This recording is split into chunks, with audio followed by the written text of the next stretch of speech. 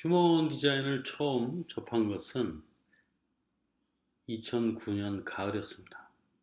그때 친구 화랑에 놀러 갔다가 그 친구가 그 근처에 좀 색다른 분들이 있다. 가서 좀 알아봐라.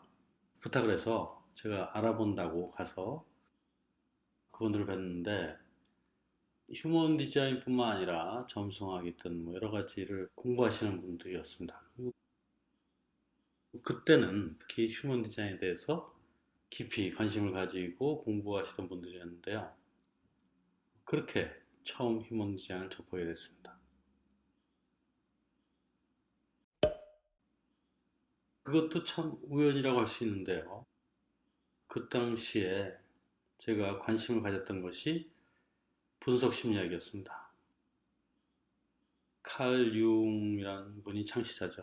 그분한테 관심이 있어가지고 분석 심리학 책들을 구입해서 읽고 있었습니다. 근데 분석 심리학에는 그 사람의 유형을 기본적으로 네 가지로 나누는, 그렇게 사람 유형을 나누는 그런 것이 있었는데 휴먼 디자인도 보니까 사람을 네 가지 타입으로 나누는 것이 있더라고요. 그래서 이게 어떤 차이가 있을까 하고 관심을 갖게 됐습니다. 그 2009년에 휴먼 디자인을 알게 되고 2010년 초에 애널리스트 한 분한테 리딩을 받았습니다. 그리고 리빙 유어 디자인 교재, 그것도 구입해서 공부를 했고, 다른 관련 서적들 구할 수 있는 거, 그거를 구입을 해서 혼자 한 1년 동안, 2010년은 제가 혼자서 공부를 했습니다. 그러다가 이게 공부를 좀 진지하게 해볼 만한 것이다, 그런 판단이 있어서 2011년부터는 국제 휴먼 디자인 스쿨 IHDS라는 곳에서 공부를 시작했죠. 거기서 1년을 열심히 했더니 그 리빙 유어 디자인 가이드 자격증을 주더라고요. 그 후에 또 2년도 분석 전문가 과정이죠. 그것을 또 2년 해서 과정을 다 마쳤습니다. 그 이후로도 계속해서 혼자서 공부해오고 있죠. 제 생각으로는 2010년 초에 1월 달이죠.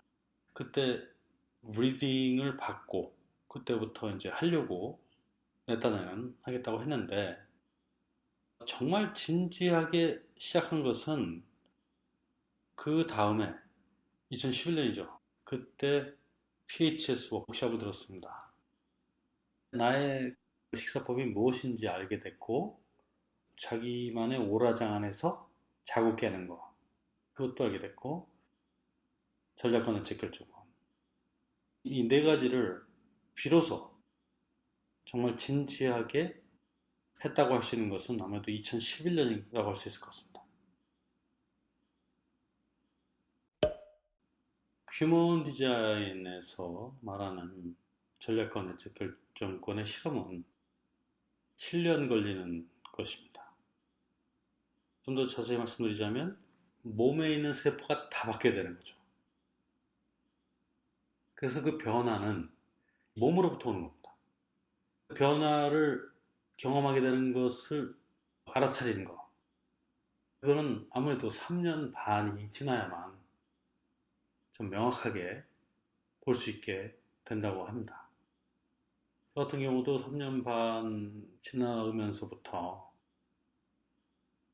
컨디셔닝 당하고 있다라는 거, 내가 이런 말을 하는 게 어떤 컨디션 때문에 그렇다는 거, 그리고 그거를 지켜보기 시작하고 그런 걸 알아차려지는 것은 3년 반 지나서부터가 아니었을까 하는 생각이 드는데, 그뿐만 아니라 이제 만나는 사람들의 변화, 또 내가 지금 내 인카네이션, 다시 말해서 내 삶의 목적 또는 역할, 이거를 하고 있는가 하는 것에 대해서 어렴풋이나마 조금씩 감이 잡혀가는.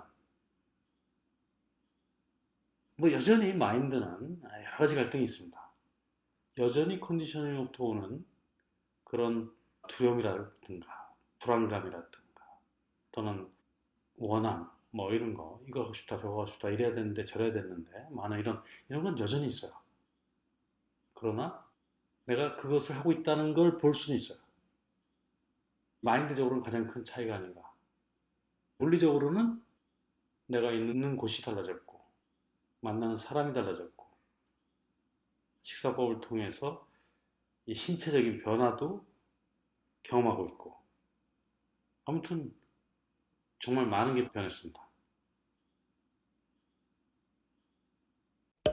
질문은 참 간단하지만 답은 참 쉽지 않은 그런 건데요.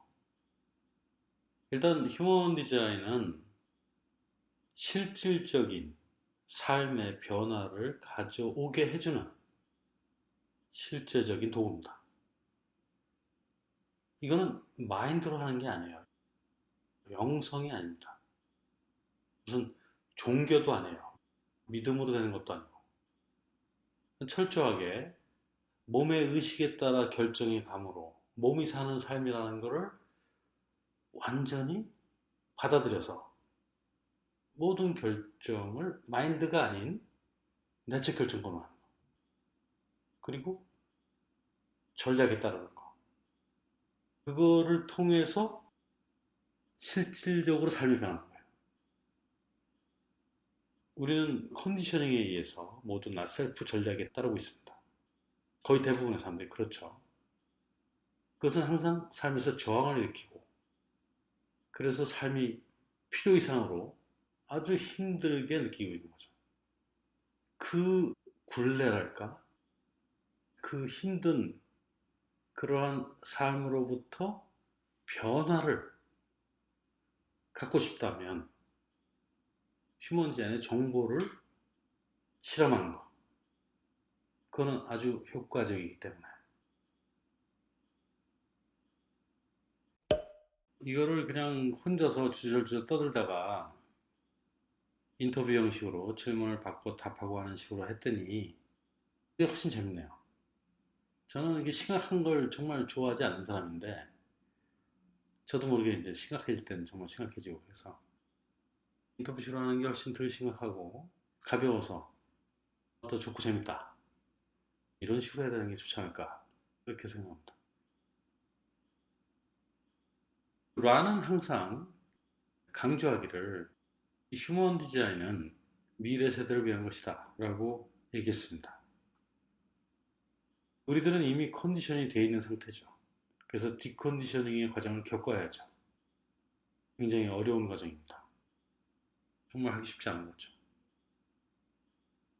그러나 새로 태어난 아이들은 그럴 필요가 없는 겁니다. 컨디션을 시키지 않으면 되는 거예요. 그러면 자기가 갖고 태어난 디자인대로 살고 목적을 이루고 그게 자연스럽게 되겠죠. 단 어른들이 계속해서 컨디션을 시키기 때문에 어른들이 먼저 이걸 실험을 하고 아이들을 제대로 키워야 되겠다. 그래서 어른들이 먼저 알아야 되는 거다. 라가 하는 말씀 중에 이런 게 있습니다. 질문이 무엇이든 답은 전략과 내적 결정권이다. 실험 열심히 하시기 바랍니다.